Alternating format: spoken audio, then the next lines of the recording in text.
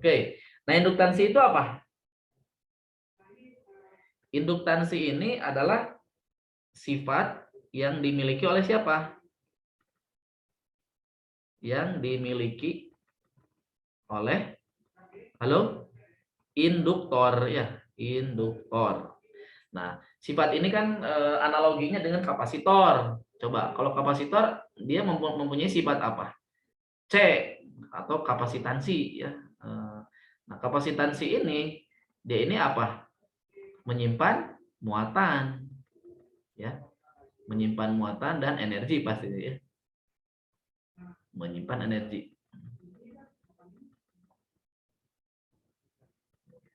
Nah, kalau induktor simbolnya seperti apa, Kak? Simbolnya yang kayak gini. Nah, kayak gini kan. Nah, ini simbolnya nih. Kalau kapasitor kan simbolnya gini. Nah, gitu. Ini simbolnya ini gambarnya simbolnya L. Nah, induktor L ya. Nah, ternyata biasanya induktor ini biasanya solenoida ya, biasanya solenoida. Toroida bisa Kak? Bisa aja ya.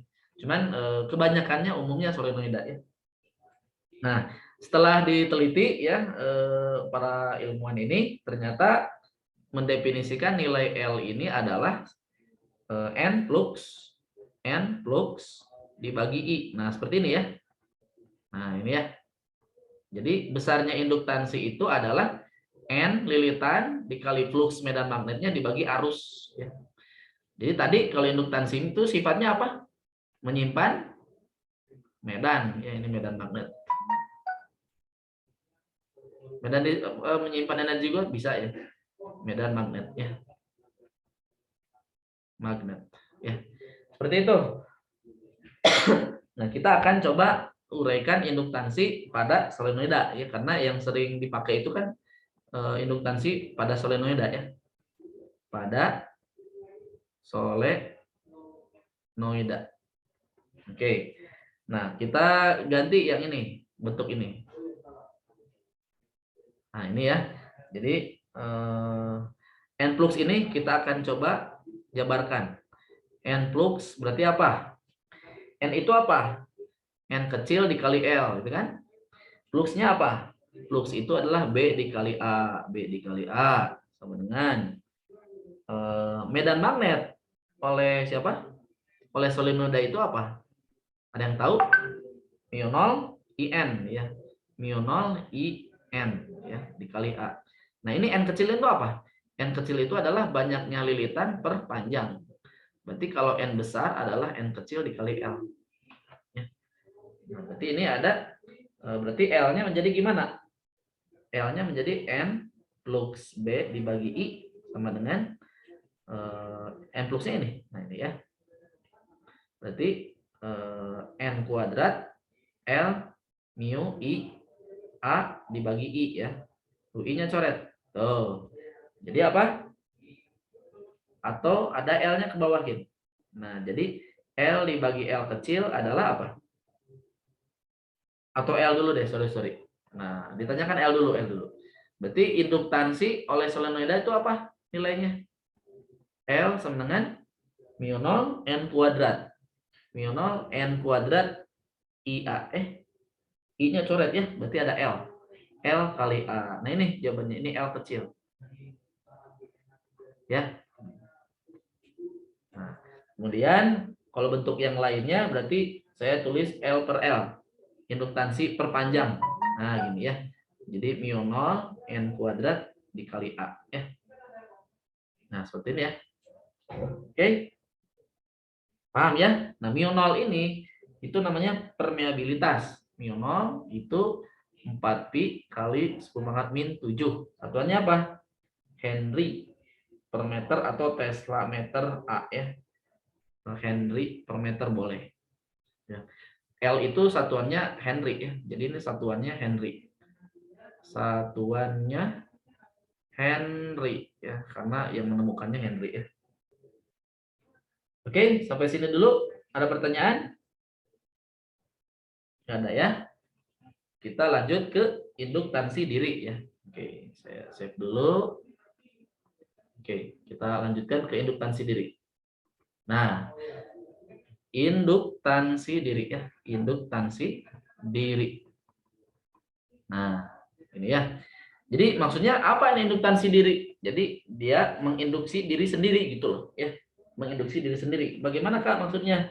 Coba saya akan jelaskan dulu ya definisinya. Jadi sebuah nanti ya, sebuah GGL ya, sebuah GGL akan muncul dalam kumparan ya, dalam kumparan akibat perubahan arus ya, akibat perubahan arus. Oke, nanti kita jelasin. Nah, mulainya dari mana? Dari N, dari L dulu deh. Tadi kan L itu apa? L adalah N flux ya dibagi arus. Berarti apa? N flux sama dengan L dikali I. Oke, sampai sini bisa ya? Nah, sedangkan kita tahu bahwa GGL itu GGL induksi ya, GGLL itu GGL induktor maksudnya minus D per DT dikali flux kan, dikali flux kan, dikali flux. Nah, seperti ini. Atau min D per DT N flux. Nah, begitu ya. Nah, N-nya bisa hilang ya, misalkan N-nya 1, misalkan N-nya 1. Ya lilitannya 1 aja. Ya, nggak ada banyak lilitan misalnya. Berarti atau N flux ini saya ganti jadi LI ya. Nggak apa-apa. Ini tetap ada ya. Jadi min D per DT L dikali I. Nah, begini. Nah, ternyata nilai L itu konstan. Ya, L itu kan karakteristik. Ya, karakteristik. Ini karakternya ya, kayak kapasitansi kan, tiap kapasitor kan mempunyai C tertentu gitu. Jadi ini karakteristik. Jadi tidak berubah-berubah enggak. Karakteristik ya. Nah, jadi yang berubahnya arus di sini. Jadi L DI per DT minus di sini minus ya. Nah, seperti ini ya. Nah, ini ya. Seperti itu. Nah, berarti apa? Maksudnya gimana, Kak? Maksudnya gimana? Oke. Saya akan coba jelasin. Maksudnya bagaimana itu? Jadi gini. Jadi misalkan ada rangkaian, ini baterai ya. Baterai. Ini ada resistor. Nah, kemudian ada apa ini? Induktor ya, induktor. Oke. Nah, gitu. Nah, seperti ini.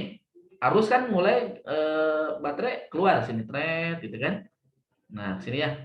Nah, udah mulai sini. Nah, ternyata apa? Kalau saya gambar titik inilah titik A sama B di sini ya.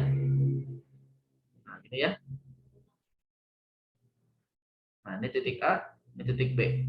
Ini kan titik A, ini titik B ya. Nah, misalkan begini. Arus yang menuju si apa ini? Menuju si induktor ini dia membesar, I-nya besar.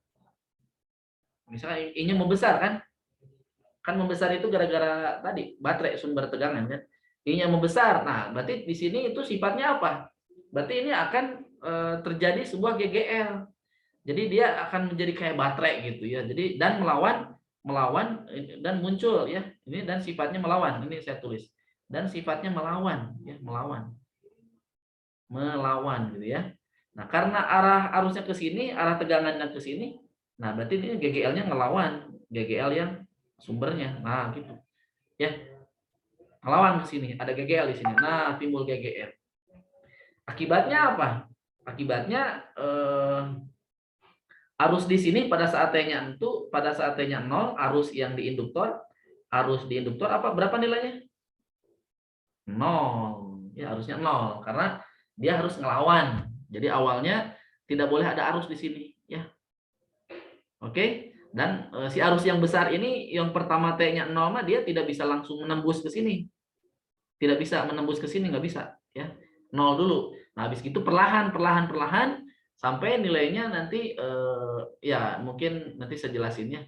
IT-nya ini menjadi seperti ini. Coba lihat. IR GGL per R 1 min T per tau. Nah, seperti ini ya.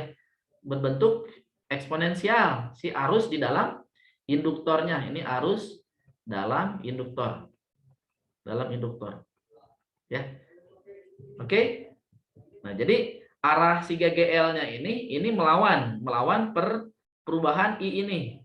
Nah, kalau misalkan titik A dan B-nya seperti ini, arusnya yang datang arus yang datang ke induktornya mengecil, misalnya I-nya kecil, berarti gimana tadi? Rumusnya minus ini kan melawan. Jadi rumusnya minus ini melawan perubahan arus kalau di sini.